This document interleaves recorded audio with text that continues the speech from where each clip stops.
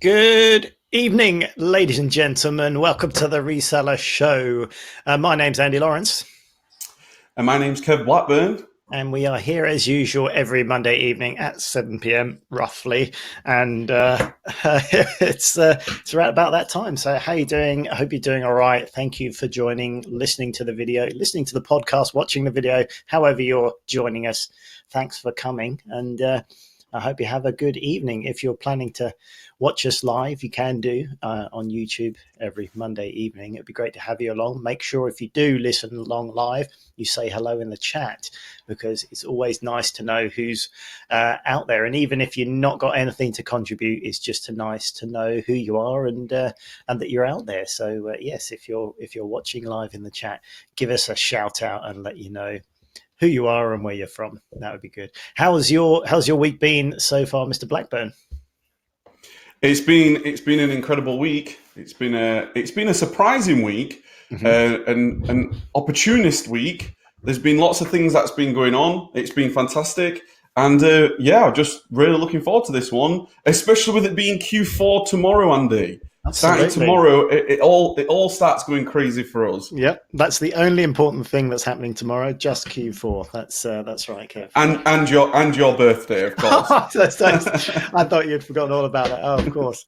No, don't. Let's not talk about my birthday. I'm trying to be keeping low key about that, but yes, it is my birthday tomorrow. Yeah, I'm sure the card's in the post, Kev. That's all right. Yeah, I mean, it's probably one of the best days of the year to have a birthday. You're celebrating, Cool, right? Obviously, another year of life, but Yep. you just so happens to go into the best quarter of the year. There's no surprise that you're into wholesale and making lots of money, Andy, because you were born that way. It was just destiny, wasn't it, that I was to be messing around with Amazon, and when Q4 is the most important thing. It's like the private registration of the birthday world, isn't it, to have a birthday on the 1st of October. It's a prestige number. Yeah, absolutely. Have you got anything planned for your birthday? Are you celebrating anyway? Pretty chilled, yeah. Just hanging out with the wife. I think my mum's coming over, and hopefully she might bring some chocolate chip cookies. So that's exciting. That's as pretty exciting as it gets when you're coming up to a birthday in your 40s. But no, we haven't got anything special. Might go out for a bit of lunch or something like that. But fairly chilled. We've had a lot going on recently, and we're just going to scoot off at the end of the week to Lake Garda and Lake Como for a little while to chill out and enjoy some time together. So we've got some stuff going on, but as far as the actual birthday, not too much. Just a restful and relaxful one, I think, hopefully. Yeah, well, on behalf of the entire Reseller Show and you guys that are in the chat joining us, and maybe you guys that may be watching us back later on and on the podcast, we wish you a very, very happy birthday, Andy. Shall we all sing this happy birthday that we was going to do? Everybody in the chat, let's start singing. No, please don't. That would be bad. With just me and you singing it, I'd have to join in, and you can't join in your own happy birthday. That's pretty bad, isn't it? No. Let me get the chat up. I'm sure there's loads of people queuing up to we've got a happy Easter, Andy, from Sean. We've got a good evening from Jerry. Good to see you, Jerry. Simon's in. Is everyone well? Everyone's well. Jonathan's in. We know it's Jonathan. You've been here all year, Jonathan. I don't think you've. We're going to have to start giving out some prizes because we just see the same people over and over again, and we really appreciate it. There's Vladimir. Vladimir's in. There's Craig's in. Donnell's in. Kev's in. We have a fully packed out crowd. We've got Maureen in as well. So good evening, everyone. It's great to have you here. Let us know in the chat, how excited are you for Q4? Because Sean says Q4 starts tomorrow. Woohoo! That's what it's all about. Yeah, it's a special time of year. Everyone's getting revved up. Hopefully, you should be seeing some increase in your sales already. Hopefully, and it is it's a good feeling time. People are ramping up and getting things going. I've got pretty much everything covered already. I think I'm fairly sure these last few weeks I've been figuring all that stuff out, and there will always be a few more top-ups, but I think I've got the majority of things sorted now. And so little bit of a relaxed time now, and hopefully all goes to plan. Relaxed time. I love the Q4 for me is all about just getting yourself stuck in, like getting. That's my personal opinion. I absolutely love when everything's going off and everyone's really busy and everybody is like, oh my god, look how busy we are, and I love that. I feed off that energy. So that's tomorrow. I've got a. Tomorrow I like to do like a bit of an annual tradition where I just get so excited for Q4 because it's like it's been a hard year. Like the years are hard. Like for us that sell online, it's not always Q4. It's not always like the best time of the year. Like we do go through those Januaries and Februaries and Marches where things are slow, things are tough. You're trying to be resourceful. You're trying to get your business up and running. And this is the time of year now where you really do reap the reward from all that incredible amount of works that you've done. So all those weekends that you were working on your business, all those early mornings, all those late evenings, all those times where you've been in the trenches, maybe sacrificing your time, your energy, you're focusing on building. Now's the time to reap, and I'm super excited for what's about to happen because I'm convinced we're going to have an incredible amount of success come from all the communities. Yeah, definitely. Yeah, we've already seen a lot of the regular students reporting really good success. I know Chris is doing really well. We all know how Sean's been getting on. He's been keeping us abreast of things. Jerry's doing well, I know, and Joe, we haven't heard much of your progress. Jonathan, I keep calling you Joe still, even though it's you say it's Jonathan. By the way, it's the same username. I look up and it says Joe here, and I think it's Joe. But no. Yes. Oh, Anne's in as well. Good to see you, Anne. Mark Clay as well. Mark, how you doing, my friend? Good to see you in. Happy birthday. Thank you very much for all the birthday wishes, everyone. I appreciate it. Jonathan had a good repost, actually, on my own Facebook group. Actually, he posted up a lawsuit, I think. Let me just see if I can find it. Patagonia, the American, I think it's like an outdoor brand or something like that, camping, walking, that sort of thing. We're trying to open up a lawsuit against some big volume Amazon resellers in the US. It's quite an interesting read. It's a good one. I think he reposted in the Reseller Show Facebook group if anyone wants to see that. But yeah, I mean, I know their lawsuit sort of happy in the US to a certain extent, but yeah, they're actually trying to put a lawsuit to stop people reselling their brands. And it's quite an interesting read because at some point the spokesman for Patagonia said that they understand that it is technically legal to resell the clothes, and in other words, they're basically saying, legally speaking, there's no rule against it. So I'm not entirely sure which angle they're going to go at to try and get these people to stop doing it. But it will be interesting to see. But I really can't see how they're going to stop someone from simple in making use of normal everyday commerce, of buying at one price and selling at another price. But they're actually annoyed that they're selling them high, not they're undercutting and not they're devaluing, that they're actually selling for more money. So it is laughable, really. I can't see this lawsuit going anywhere apart from maybe it's good marketing for them, and they're just using the lawsuit, the cost of the lawsuit, for a bit of self-publication. I don't know, but I've never heard of that one though, Andy. I've never heard anybody being angry that their products are selling higher. I know. Strange. I mean, I understand why some some brands don't want their products devalued. They don't want too much competition to drive down the price. That all makes sense. I get it and I understand it and I can empathize. But yeah, when someone's taking your product and sell it for more and people are buying it for more, that's got to be a good sign you've got a strong brand and people want your products. I mean, that's good news as far as I'm concerned. And I don't understand. A part of the three laws of increasing your revenue, number one being get more customers. Okay, you get more customers, you get more sales. Number two, you increase your price. That's going to get you more revenue. Or number three, you get the same customers doing more repeat transactions with you. And that's the three ways that you can increase your sales. So for that brand not to be happy with the second law, saying, well, increase the price of goods.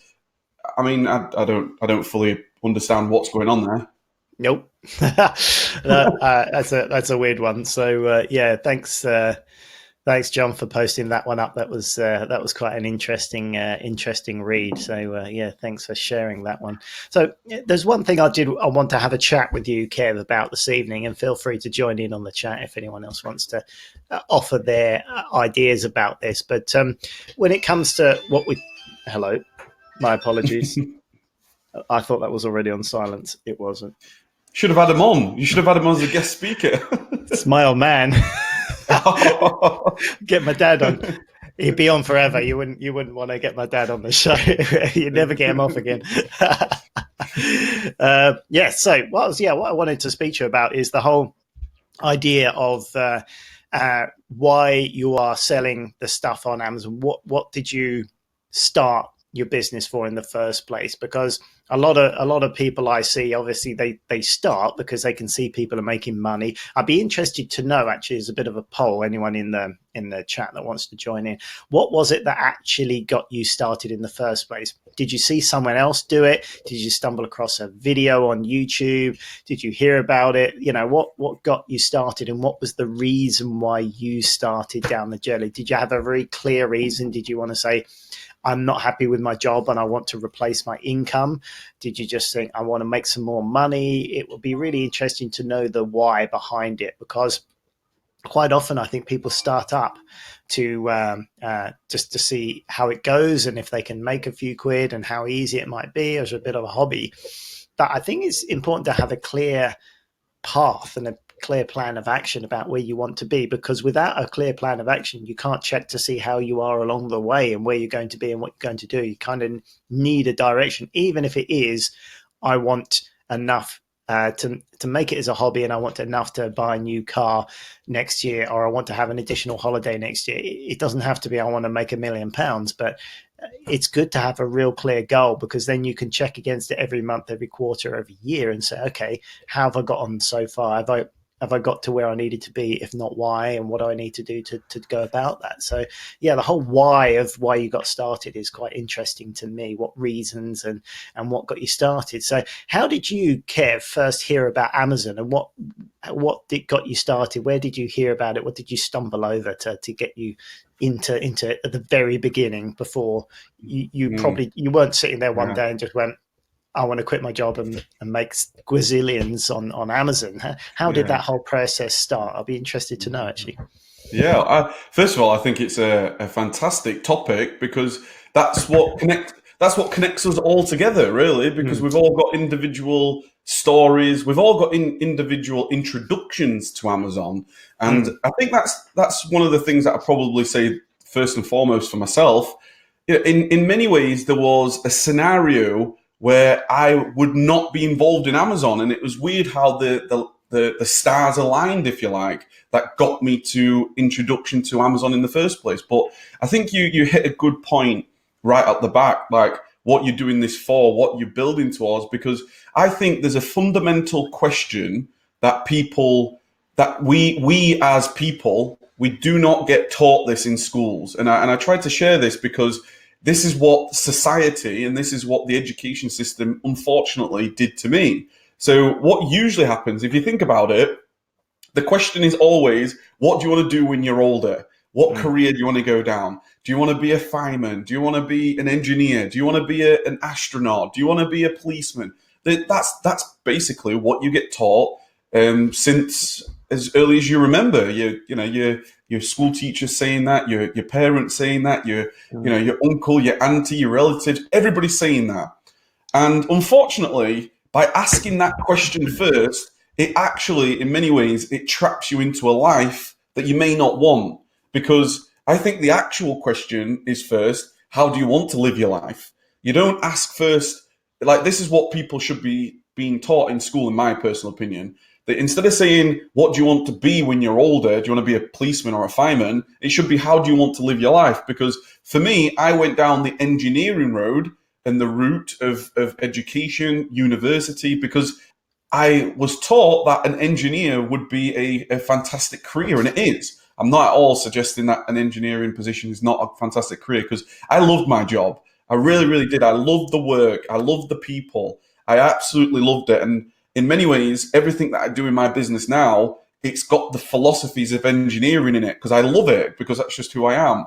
The problem with the engineering position is it doesn't allow you to experience life that personally makes you happy, in my opinion, or made me happy. Where little things like being able to, walk your children to school, or have a day off with your wife or your loved ones, go for a coffee, or have a lying in bed, or have more time off in the year, go on 4 holidays instead of like 1 holiday. And these little things, like the engineering position was never going to allow me to get that. So that's the first thing that I would say for anybody. The question is first, how do you want to live your life? And then decide what vehicle will allow you to get that to that point. Because that's what was the connection really with Amazon and online business, because that would allow me the freedom. Okay. So that's first and foremost to send a bit of a foundation. And then the second thing, where the stars aligned personally for me was, one, I just happened to be interested in The Apprentice. So Lord Alan Sugar's Apprentice. I always loved the show. I've always been a sense of entrepreneurship. I've always felt like I could do something, but you just never know what. You just no idea, So I've always been interested in The Apprentice, just because it's like Lord Alan Sugar. What an incredible story! You've got millionaires there, like the Dragon's Dens of the world and things like that. It always was really inspiring to me. So I was watching The Apprentice one year. It was in 2015, and one of the episodes happened to be a reselling episode. It was like both of the teams had £500 each, and they had to go out and turn that money into more money. And they could do anything that they wanted. They could either go manufacture a product, like private label, if you like, and try selling it. Or this other team, they actually went to like secondhand shops. They went to market stores, and they went to buy products to try selling for more money. And that was to me, I was like, what a great idea that is. You could just go and find products to sell for more money. And that was the first alignment, the first sort of like, oh, okay, well, I could do that. So I told the story about I went into Sue Ryder, a secondhand charity store here, where I found these little porcelain birds.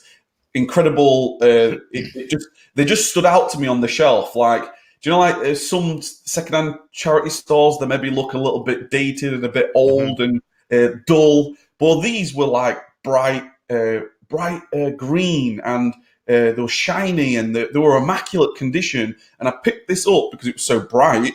Picked it up, turned it around, had a date on it, had a signature on it. I thought, wow, this is money. This has got to be money.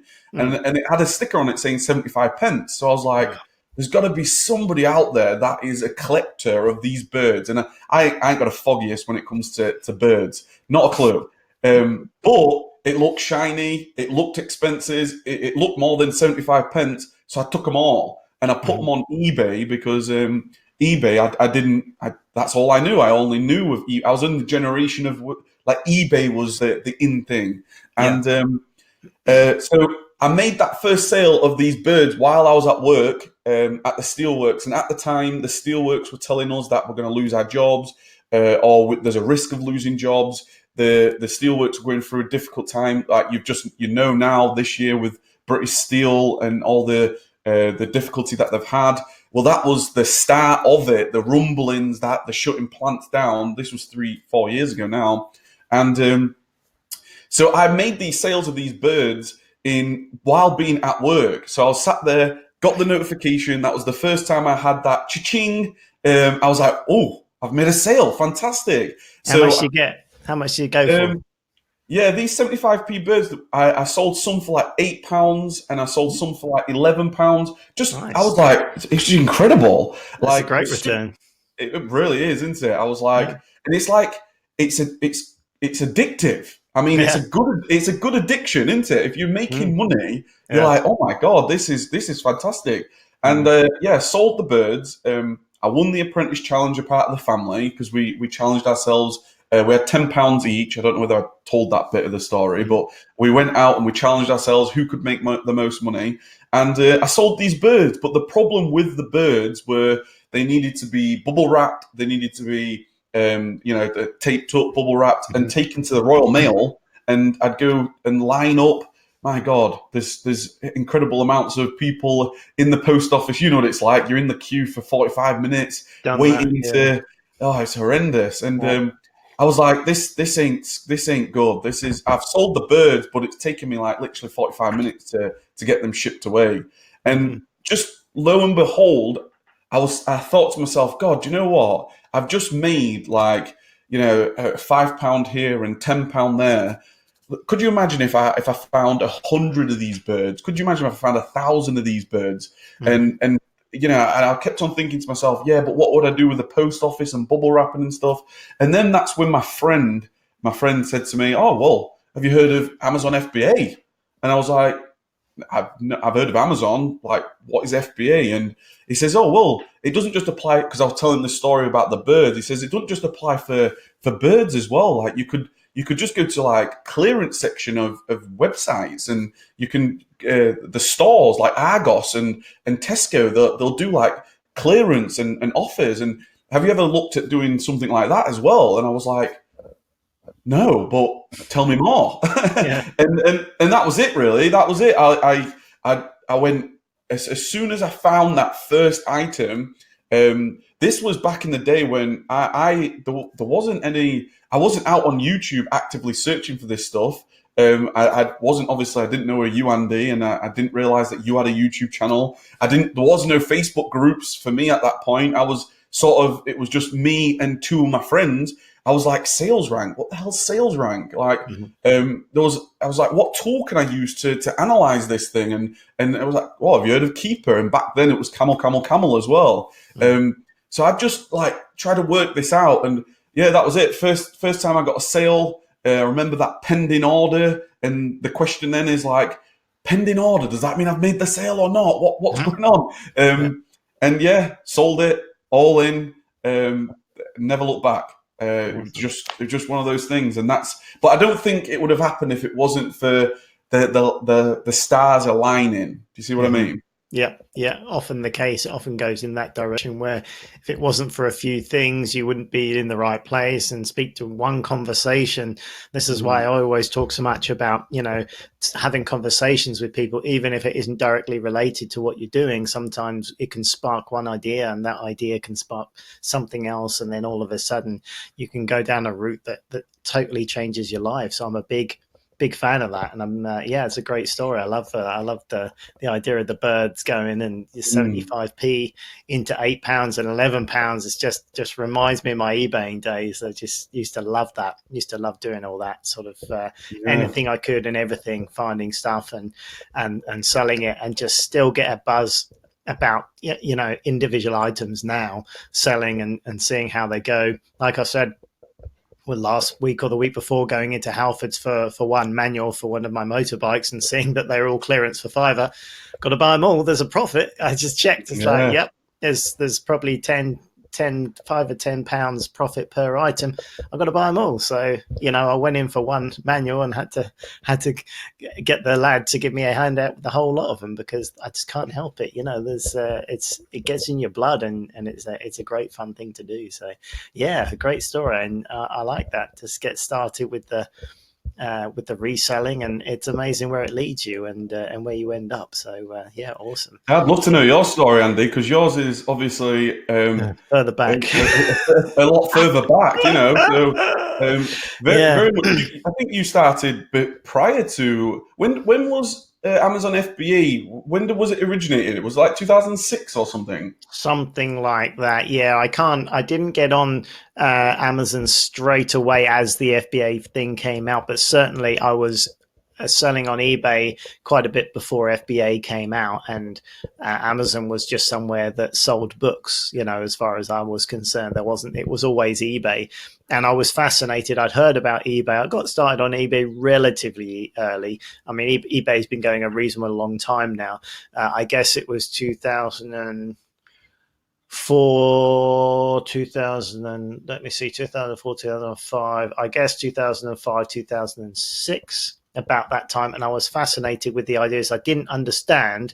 I kept hearing that you could make money on eBay, which was an online website. So how do you make money on the internet? Because the internet doesn't exist. It's just pictures on a screen. So I just couldn't figure it out. And because, you know, there wasn't that much information out there, you know, no YouTube, and forums were very basic, and you know, and I wasn't really into those either. And so the availability of information wasn't out there. So it took years of figuring things out. I can't remember the first thing I sold on eBay and how I got onto it, but I remember for years, just as a hobby, selling things that maybe I had. I probably sold some stuff that I wanted to sell, that I owned. I imagine was the first thing, like most of us would sell the odd thing, and then just being fascinated about how I can sell more things. And it's interesting going back to what you said about what do I want to achieve. I want what was it? How do you want to live your life? Yeah, I wrote it down because it's a great phrase.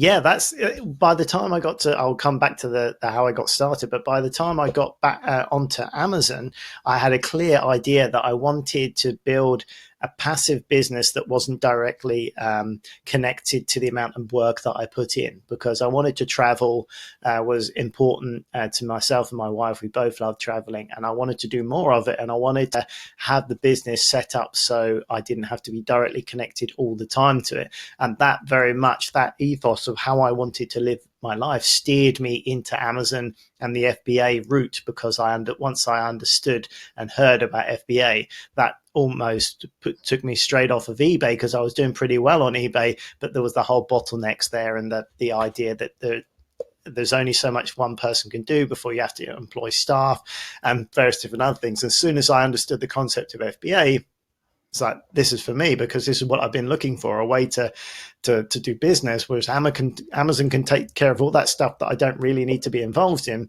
Then I can just get all the stuff. I'm kind of good at that. I can figure out what's going to sell and let Amazon do all the other stuff. So that captured my attention, and it took a lot of experimenting at the time, because there wasn't any software, there wasn't anything to help. So the transition from eBay to Amazon was a steep one, a slow one as well, because I spent a lot of time with used books back then, and the market was wide open, but there was no software. So you're literally picking up a book, looking at it, saying it's no good, very slow. But when you did get one, there was a much higher percentage, just like the old gold miners in the 20s, much slower and harder to find. But when they did find one, they'd find a rock about this big. Whereas now they can find a lot more, a lot quicker, but the things are a lot smaller. And that's what it was like. The book game back then was a lot slower. You literally had to check each book at a time and try and get a signal and wait for each one to load up. But they would quite regularly have, 30, 40, 50 pound books, on a regular basis. Whereas now they're maybe one in 10, 1 in 20, you might find a higher priced one. So it was a totally different thing, and you figured it out as you go. There was a lot of figuring stuff out as you go. But in terms of eBay, I think I just started looking for stock to sell, because I'd sold my own stuff that worked well. I started going around where I live, around in Suffolk. You're too young to remember Lovejoy. Anyone in the chat remember Lovejoy, which is a very old 90s, what would you call that, drama Is it Ian McShane that was Lovejoy? Anyway, he was a I have cheeky no idea, rogue. Andy. No, I, I'm I not I surprised. was 10. Luckily, you were far too young. But he was a lovable rogue that went out and buying antiques and selling antiques and things like that. And that was all set around where I live in Suffolk, around places like Long Melford and Lavenham, and sort of historic places with a lot of antique shops and things like that. So I would regularly go out to antique fairs and things like that and beat up the guys that are selling in the antique stalls and saying, what can I get this for? What have you got that's cheap? Lovejoy is one of my favorites. I rewatch them all the time. They're great. You should. YouTube, everyone in the chat that's never heard of Lovejoy, YouTube Lovejoy and watch an episode. Apart from the really bad quality, it's genius. The storylines are fantastic. Lovejoy every Sunday evening. Excellent. Good. I'm glad I'm not the only one. I played football with him once, actually, Ian McShane, because he was in Lavenham while I was down the park, and he was in between filming, so we had a kickabout on the football pitch. It was quite good.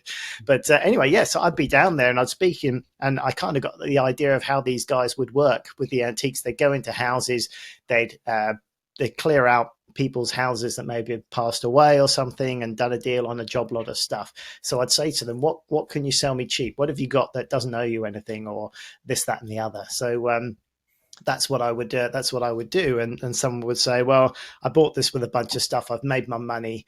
You can have this for a £5. And then I'd say, can I have it for £3? And they go, oh my God. Yeah, give me £4 and you can take it. And then I'd run onto eBay and sell it on eBay for whatever I could make, 15, 20, £25, and keep doing that, just badgering people and learning and absorbing what I could about stuff and just trying to buy something the cheapest I can. So that's where I started on eBay, buying whatever I could, selling it for whatever I could. A lot of luck involved. There was no real research, just trying to find something as cheap as possible. And that's what got me into wholesale, is that there's got to be a way I can scale this up.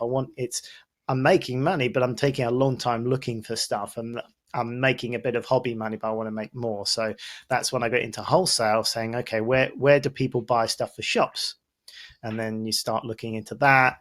Got into China, and then said, yeah, a lot of this stuff in China is tat, and a lot of it is also fake. And finding my way through all that game and documenting that process. Finding items, I guess, almost not quite private label, but figuring out my own stuff, communicating with wholesalers from China a lot of the time, finding non-branded stuff that was good quality, getting samples, and then kind of finding my own niche for them and finding my own way, that type of stuff. Not quite private label because I wouldn't brand them, but just make sure that I could create a good quality item out of what they had, really. So yeah, that sort of thing, figuring it out as I went along. When there was no guidance, I would simply think, right, what do people want? What's the best way to get it to them? And that really, so it was very slow. And yeah, it took years, but you learn a lot during that process. So yes, it was a very slow and foggy process, and it evolved, and I just sold more, found more items. They sold well, opened up different niches, and they went well, and just rinse and repeat to the point where it was cracking along just through a very slow evolution. And then, like I said, jumping forward to Amazon, when I realized you could then make that a bit more passive, that got me hooked on Amazon, and eventually decided I'll put all my focus on Amazon, because then I can scale a lot quicker and a lot more. So yeah, a very long-winded story about getting started, but it was it took so long. It was kind of, you learn everything there is to know, because you're just slowly tweaking and checking and testing, figuring out how things work. But no, it's good. It was good. It was always kind of a passion, and it still is. Even now, I get a kick out of finding things that are making good money. So but my why was always, I want to be disconnected directly from what I do for a job. I want to be able to set something up, quite happy to put the work in up front, but then it can carry on without me, so I can travel and do things. And that's exactly how I live my life. That's what I do. It's what I'm going to do at the end of the week. That's what I've done probably 4 times throughout the year this year, maybe even more. I've lost count, but that's what I like to do, and it's working. So kind of living how I try to create this business is what I've got to now. And that's important, I think, is to have a clear why, or a clear end sight goal, because then you can keep checking and making sure you're getting to where you want to be, rather than just making money for the sake of making money, because that can get foggy and lack direction. So that's all I would say in terms of definitely.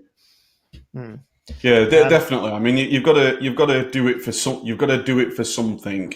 And you can be in a scenario where you can maybe build and keep building and keep building and keep building. So you do need to have an idea of what you're sort of wanting to experience out of life. I know the huge thing for me, like I said, it was being able to. Funny enough, just being able to be around the family more. It was such a big thing because that's where I was my happiest. Obviously I love my kids, love being around the family, and the engineering job was just so. It was completely the opposite of it, really. I'd just be sort of like at work all the time, or I'd be getting called out at 8 o'clock nearly in the evening. And there'd be a problem at work, so I'd be on the phone with somebody for 30 minutes trying to guide them through what they should be looking for to resolve their problem. And these sort of things, and that's where it ultimately comes down to your own happiness. Whatever you are happy with whatever you're happy doing. And it's not for everyone. Definitely I wouldn't recommend anybody I wouldn't recommend anybody to get into reselling if you don't have an element of love for it, because that excitement is going to quickly wear away. So you've got to have an element of passion for what you're doing, and that's what this to me, the reselling passion, and then sharing the journey passion, and then the building and the systemizing passion. It all just goes hand in hand for myself. So that's why we do this on a Monday evening, Andy, and we do this. We do this on a Monday evening, and we love it. It's fantastic. Yep, absolutely. Like talking about it, love interacting with people about it, and try and help out where we can. That's all what it's all about, sharing the love. But I'm glad so many people have fond memories of Lovejoy. Yeah, I love it. And start a new trend. Honestly, if you listen to this, it's like I'm too young, I haven't heard of them. Go and watch some Lovejoy, because the storylines are fantastic. It was a good time that the fashion sense in the I don't know when it was, early 90s, late, not maybe even before that. God, don't know, but great stuff. And it's all the countryside is beautiful that they shoot it in as well. It's got a real look. We had Simon say that it was all your fault, Andy, that he's here. So sorry, Simon. You've got to live with that for the rest of your life now, Andy. Yeah. Okay. Jerry says that he heard it through a guru webinar in 2016. But my real reason is to be the master of my own destiny, as traditional jobs are no longer a safe bet. I totally agree. I really do believe, Jerry, I think for all of us, as technology continues to evolve, and you've got to put yourself, you've got to build yourself into a position that you're in control of your own destiny. I totally agree. You've got to you've got to build your business, or you've got to do something where you're in control. And I was definitely not comfortable being at the steelworks with them saying on how things are not looking good, and et cetera, and I just can't live my life in that way. Just can't. I'd rather be in my own control, my own destiny. So I like that, Jerry. Sean says people still think that I'm in the rat race. I'm not in competition with anyone. Good point. This isn't about being in the competition or comparing yourself with anybody or anything like that. You're on your own journey. That's the reality of it. We're all on our own journeys, and we're all in it together.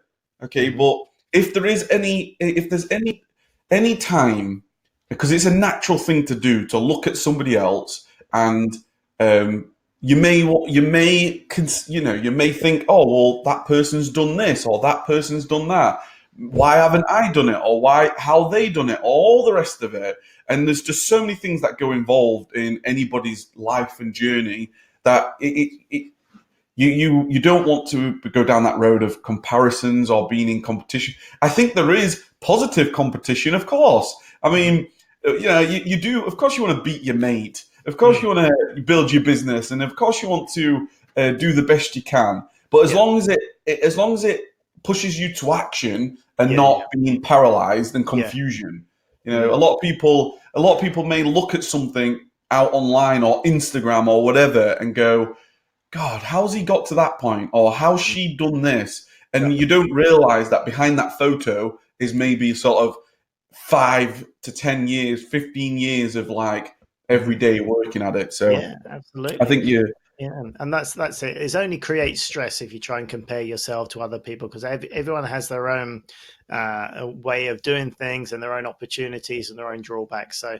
it doesn't help comparing, only if it gives you inspiration and say, I want to be in that position one day, rather than actually saying, why am I not there yet?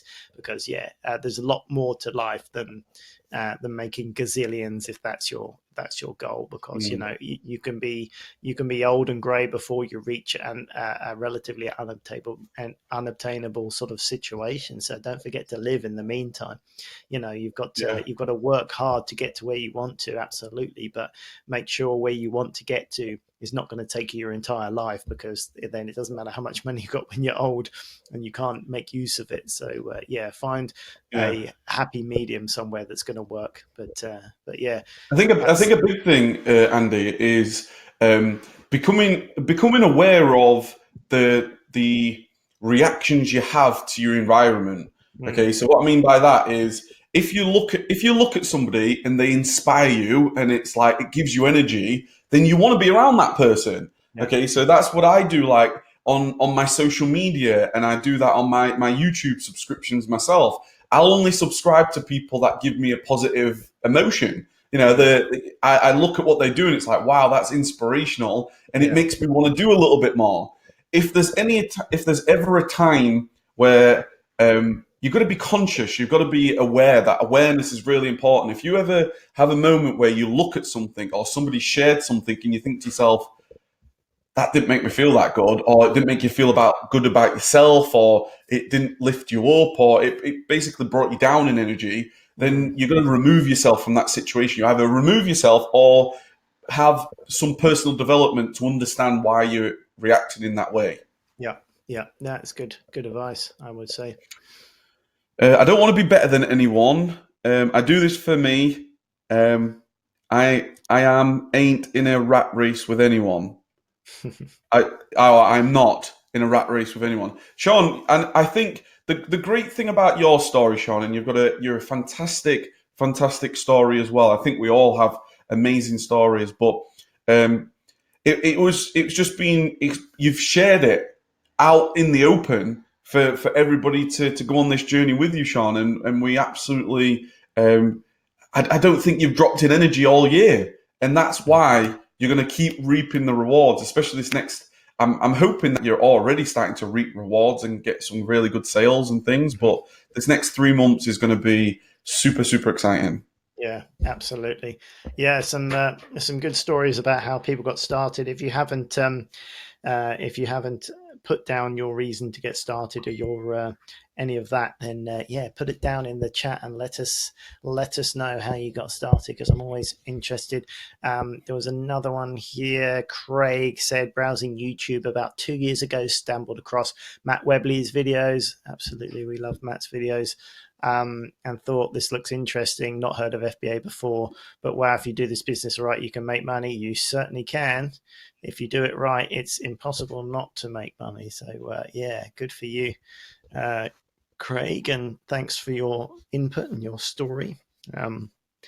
It's great that we've got YouTube now, that we can see so many people's experience of things that can share it online now, because that certainly took me a lot longer back when I started compared to what the information is out there now. So absolutely, some good stuff there. Absolutely. So the thing is, for me, I can't get over the golden opportunity that we have. Golden opportunity that we have, the incredible, and let me tell you another quick story. And this isn't my story. This is just somebody I met on the weekend. Okay, so I was I was a guest speaker on Saturday at Isaac and Brandon's event, which was Oh fantastic. yes, Really, really I saw great. that on your info. Yeah. Yeah, it was really fantastic. Out in Leeds, Hilton Hotel, right at the top, the conference room, fantastic. Really, really, what a incredible day. The views of the city, really inspirational, right? And I was a guest speaker, and there was another guest speaker called Martin Hill. Okay, and Martin Hill, I'd never met him before or anything like that, and he'd not really been involved in Amazon and things, and he was just interested in Amazon. But what he'd been doing, and what an amazing! I learned so much from him. What he'd been doing, he's actually sold 1.5 million pounds worth of products to supermarkets and the B&Ms of the world, and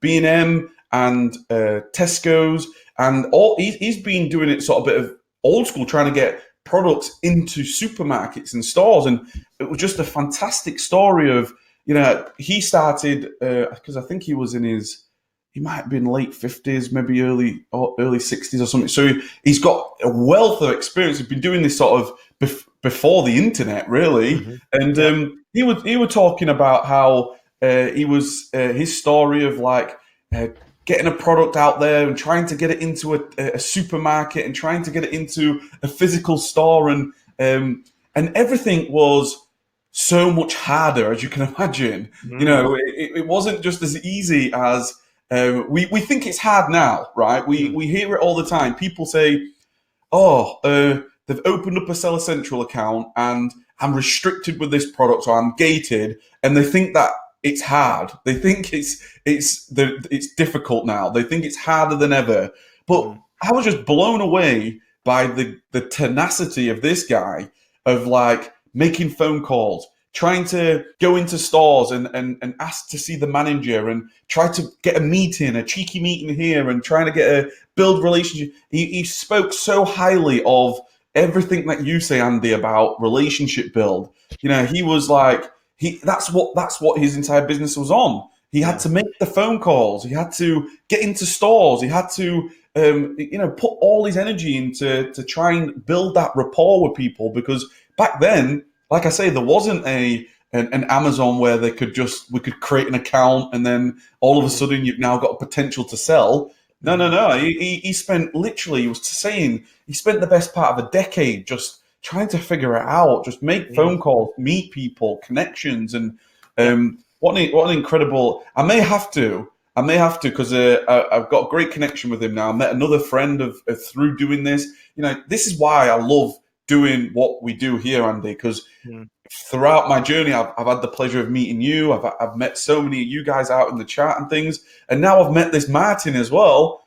I may have to ask him to come out on the Reseller Show and talk us through his story, because I was like, my jaw was like, this is like, you did it when it was so hard to do it. Do you see what I mean? Well, that was it. That's exactly what you had to do pre-internet, because there was no knowledge, there was no communication in that way. So yeah, that was all it was relationship building, as in speaking to people. And then one person, that conversation might say, "Oh yeah, have a word with so-and-so at this company because they do this." Oh, okay. And then you got another piece of the puzzle. Speak to so-and-so, word of mouth, self-learning by hustling, talking, calling people. "Oh, I've just been giving you a number. I've found your number in this trade magazine. Can you tell me a bit more about this, or is it possible to do that?" And then just literally figuring it out. I can understand how someone could literally spend 10 years figuring stuff out, because there is no other way of doing it other than just having conversations and stuff like that. So it's very old school, but there was no other way. So you made relationships and you built contacts, and hopefully those contacts would let you into their business and allow you to get hold of stock and whatever else like that. And that's very old school, but that's how it was. You didn't know where the wholesalers were until you found contacts and people pointed you in the right direction and stuff. So slow work. And what was absolutely crazy about this story was he was sharing about, like, just the real true sort of entrepreneurship philosophy of like, there's a problem in the market. How can we solve that problem? Because if we solve problems, we can make money. Old school, trying to make money for himself, build businesses and things. Anyway, so it turns out that his family, his sons, they've done really, really well, and they started telling us. He started telling us about his son Jimmy, and Jimmy sort of saying when he was younger, like 8 years old and things, and his dad Martin would used to say things like, if there's a problem in the marketplace, there's a potential for somebody like me or you to come along and solve somebody's problem. And then people may want to you can create a product and they can compensate you for this. And I was like, how amazing is that for a parent to say that to an 8-year-old, right? And lo and behold, what an amazing thing this is. His son, Jimmy Hill, is now the founder of Hairburst. So you've heard of Hairburst, Mr. Blank toothpaste? It's a huge brand. I mean, they've got something nearly like 1 million followers on Instagram. They're incredible brand. Like, he's doing very, very well for himself. And that's his son who came up with that brand. And it's in supermarkets. It's in Superdrug. That's where the connection is. We're getting into physical stores, you see. I was my God. He's in Superdrug. He's in Sephora. They're just expanding out into China. And just search for it. Hairburst. They've got an office in Leeds. And just what I was just blown away by this story. So absolutely, very cool. Yeah. Love that. Yeah, fascinating. But yeah, there's a lot of businesses back then that made an awful lot of money, just like people connecting people into new industries, like the people that would have been in the print industry that understood remainder agents and how they worked, and that a lot of books would come back from Waterstones and big book companies, and remainder agents would buy all these books and then try and find a secondary market for them, whether that would be garden centers and things like that. So they're out of print, they're not going to go down the mainstream, but they may still have a value, so they buy them for absolutely nothing and try and make a little bit of money.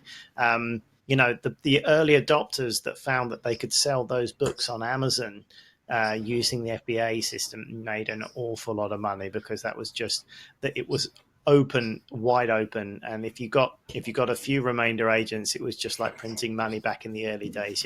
Right place at the right time, and figured out those connections, off to the races. And I know someone personally who sold their business that was just basically that, just had a business on Amazon that was selling remainder books, and it was a multi figure sum that did him very well, and he was almost semi-retired as a result of just building an Amazon business, right place at the right time. So yeah, so many opportunities by having conversations and being in that sort of scenario. So yeah, you never know where a conversation will lead you and where you'll end up. No, and you never know where connections will lead to. So it was great to meet Martin, and I'll have to ask whether he's interested in coming on the show one time. Absolutely, and just share his story, because great to hear that. Yeah, fantastic story. But what really hit home for me was, this guy, and very much like yourself, Andy, but you're still very young, Andy. Don't worry about it. you still got many years to go. But what really hit home to me is we are building our stories right now, and one day when we're in our 50s, 60s, we maybe got grandchildren and things. You'll be round a little campfire and you'll be telling your stories, because Gareth, like my brother-in-law Gareth, his uncle and Kylie's uncle, John Reeve, who incredible story, him as well. They live out in the Caribbean, done fantastically well. They've got villa, yacht, everything, and he's got an incredible story of back in the 70s being out in Coventry, and he used to have like burger vans, and he used to. An amazing story. I'll have to share his YouTube, because they did like a little documentary on John, and he used to be when everybody used to be out in nightclubs, he used to be that guy doing burgers outside the nightclub. just selling the burgers, and what an incredible story that he now has to share. But it just keeps making me think that, like, we're building our stories right now, and we are literally writing our stories right now. So the one thing I would say, and this is what continues to blow my mind, and you will probably say this as well, Andy, is document your journey. If you even if it's just photos, but ideally, I would recommend that you start your own YouTube channel and you capture your own thoughts and share your own journey. Because I was thinking to myself the other day, like, we're not even in the generation yet where the past generation of YouTubers have maybe gone and passed on, and the future generation are able to see their granddad, their great granddad. And could you imagine having a video of your great grandparents and how they built their business in the year 2019? Do you see what I mean? Very cool. Yeah, very cool. Very cool. It's a brave new world, Kev. Yeah, it's going to be interesting that the video and photo is at our disposal. I'm still of the generation. There'll be a few in the chat there that were of the generation that, you saved. If you took a photo, you'd have to use one of 24 you had available before you had to get it developed at Boots. You saved it. I remember that. Yeah, you saved it. A special occasion. I've just passed my driving test. You take a picture, and then it's your birthday, you take a picture. So like the first photo when you film was Christmas, and then there's birthday, and then your dad's birthday, and the end of the film is Christmas the next year, and that's 24 photos you've taken in a year to save the photos, because it cost a lot of money to develop. Now we can take 1 million a second and it doesn't make any difference. It's a totally different world. Things have changed so much in 20 years or whatnot. It's crazy.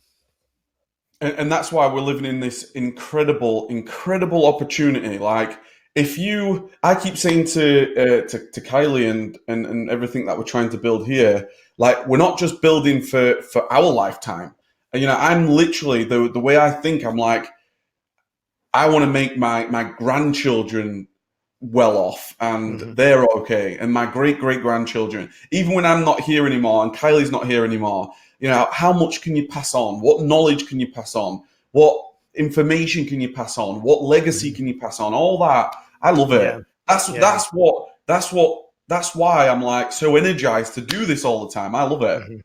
Yeah, they'll be telling stories about great Uncle Kev for generations to come, and how he one day took massive action, and it led to to all the family wealth that they now have, and their conglomeration of multinational companies that they have, and they'll be interviewed in the future while they're on their hover bike, and they'll be saying, "Yep, it was all down to our great Uncle Kev who started the business all those years ago." You can watch him on YouTube if you want to know about him. Crazy. Just think about it. Could you imagine if the Richard Bransons of the world, the Lord Alan Sugars of the world, could you imagine if they were sharing what they were doing when nobody knew of them, or that? You see what I mean? It would. Yeah. I would be all over those videos. I would be watching every single bit of those videos of being able to see Lord Alan Sugar when he was 30 years old doing his thing. It'd be amazing. Yeah, exactly. And so Richard Branson, I think he had very much that type of figure it out mindset, starting up a record shop and making that work into a massive business, not just once, but then starting the airline business. I mean, who does that? You've already made a shed load of money, and you think, right, what shall I do next? I think I'll start an airline.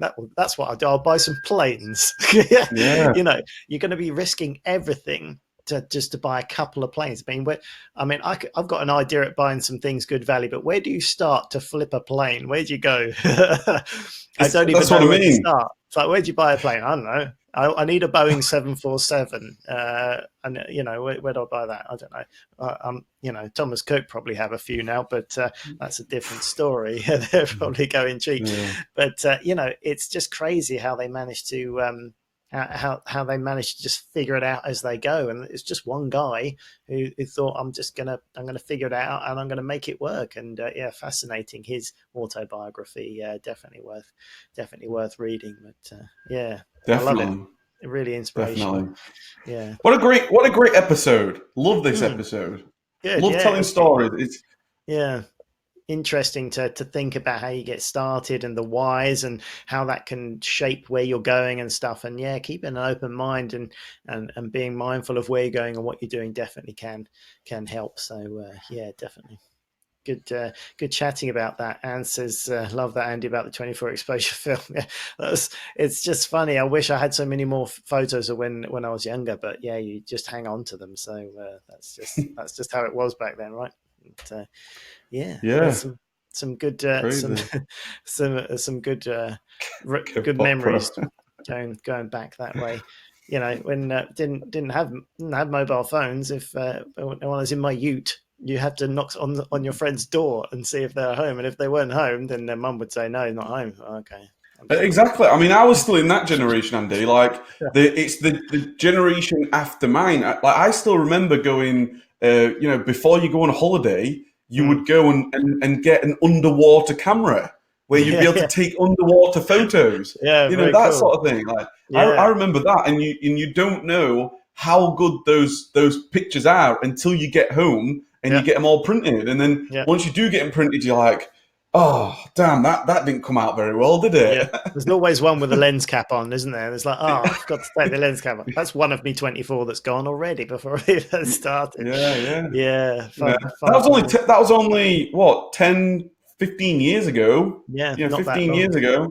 Yeah, and you could be sat in the pub and someone comes in and says, "Have you seen Frank?" I've just been looking for Frank. No, he's not come in. Okay, just wandering around a town looking for his mate because he didn't have any way of communication. So if he wasn't at his house, then you just maybe walked around some pubs and see if he's in. Is Frank in it? No, he's not been in. All right, okay, see you later. That's what they do.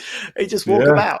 Maybe you might stumble. Oh, he's in there. Yeah, he's over there. Okay, but otherwise, I'll go home then. I haven't found it. I'll just go home. How many times in today's society they'd be like, "What? How does that work?" Well, I was going to see my mate, but he wasn't at home when I went to see him. So then I walked around for a bit and I couldn't find him, so I went home. Crazy, isn't it? It is crazy.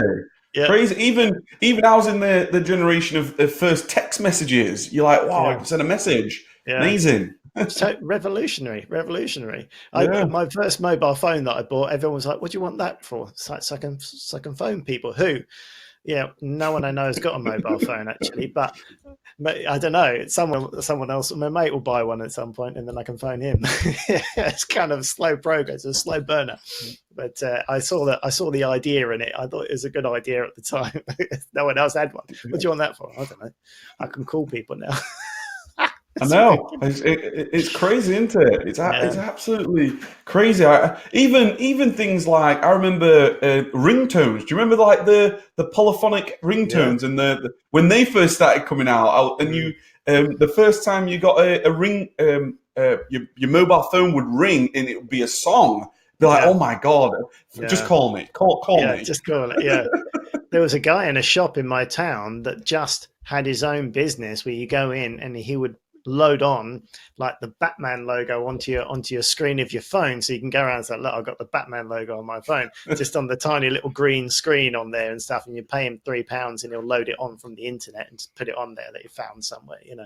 That's how you customized it. And I got some cool numbers. Would take the number panel off and put some other numbers, and it's just ridiculous to think that wasn't actually that long ago. But it was a totally different, nobody had the internet. So this one guy with the internet could then have a business just doing stuff for other people that didn't have the internet. It's a totally different world, but totally different world. Yeah, the world of when it was MSN and dial up. Yeah, Ask Jeeves. Crazy times. Reminiscing.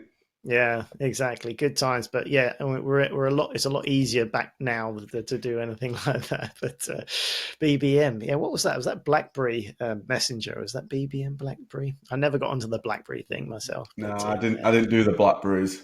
No, that was never I got into. But yeah, I remember wanting to buy some sunglasses when I was a youngster. I wanted some Oakley sunglasses. I didn't have them in my town. Went to another town, just had to walk around the town. They didn't have any either. So I just spent the day wandering around shops asking, have you got any Oakley sunglasses? No, we don't have any. Try down there. See, that's it. Just went home. Did you get any sunglasses? No, they didn't have them. All right. Just spent the day looking and they didn't have them. You could do it in about Yeah, 3.5 seconds now. You get your phone and go, Oakley sunglasses, right? Which pair do you want? You've got the option of every single pair they've ever made, and which one do you want? Used, new, and it can be with you tomorrow, before 12 o'clock, and you can have them. Yes, what? crazy, isn't it? Crazy. Yeah. That's what I mean. Like, we are living in a golden generation. We really are. We're gonna have, this is a great opportunity. If you want to become a millionaire, a multi-millionaire, a billionaire, you're going to have a fantastic opportunity. You've got one right here. Yeah, we're right on the dawn of the next industrial revolution. We're just on the dawn of the internet revolution, and it's happening right now. We can fill our boots just by tapping into that. So yeah, exciting. Oh, times. we're all going to die because the robots are coming. Yeah, well, one or the other. We're all going to get turned into slaves to look after our robot. Yeah. Those sort of guys. But never mind. We'll figure it out one way or another. Maybe we can flip them some stuff and they'll buy it off of us. I don't know. Yeah. And on that bombshell, it is your birthday tomorrow, Andy. We wish you once again a very, very happy birthday. And great show tonight, guys. I really appreciate you all for being here. Kev, Anne, yes, I was there. Landlines only, cartridge camera, no internet. Sean, good to see you this evening. Thanks so much, you guys, for joining. Jerry, Darren, Simon, Mark. We've got a real awesome community here. Fantastic. Oh, I just forgotten. Just before we go, Mark had a really good way that he got into Amazon, which I forgot to share earlier. It was great. He said he was meant to be at a property investing seminar, but sat in the wrong place. And it was about Amazon private label, and got me researching other options. So Mark Clay got started on Amazon by accidentally sitting in the wrong place at a property investment seminar. That's fantastic. Oh, wow. I love it. Talk about meant to be. Yeah, exactly. He went to the wrong place. Yeah. Awesome. Well done, Mark. Great story. You just wanted to recap on that one before I forgot, because thanks for sharing that one. Love it.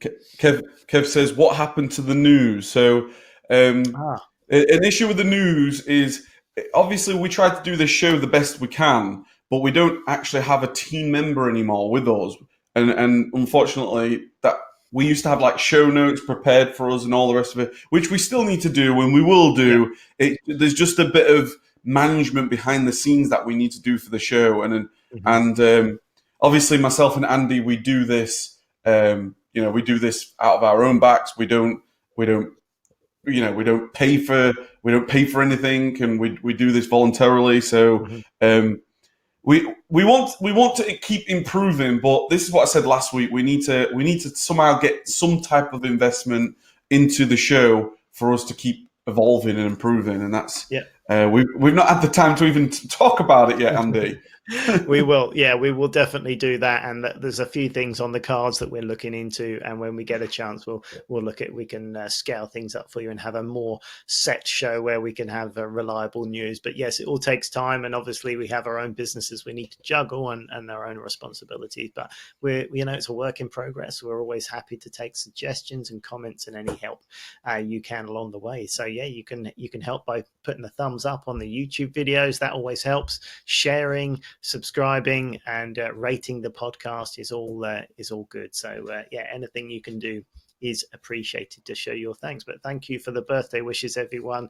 I will have a nice relaxing day with my family, and I'm looking forward to that, and I appreciate you giving me a shout out. I know that I prompted you quite a bit, but I still appreciate it. Whose birthday is it tomorrow?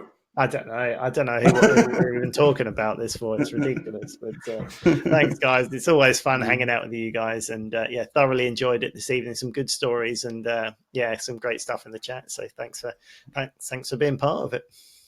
Absolutely. So yeah, well, we'll call it an evening then, and wish you a fantastic week. I hope you take massive action as always. Q4 is here tomorrow. The time has come for you to reap the rewards that you're hopefully going to get, and yeah, we look forward to. We're getting close to that 1 year birthday reseller show where we'll do something special for it, and that's coming up in a couple of weeks. But thanks very much, guys, and we'll see you again very, very soon. See ya.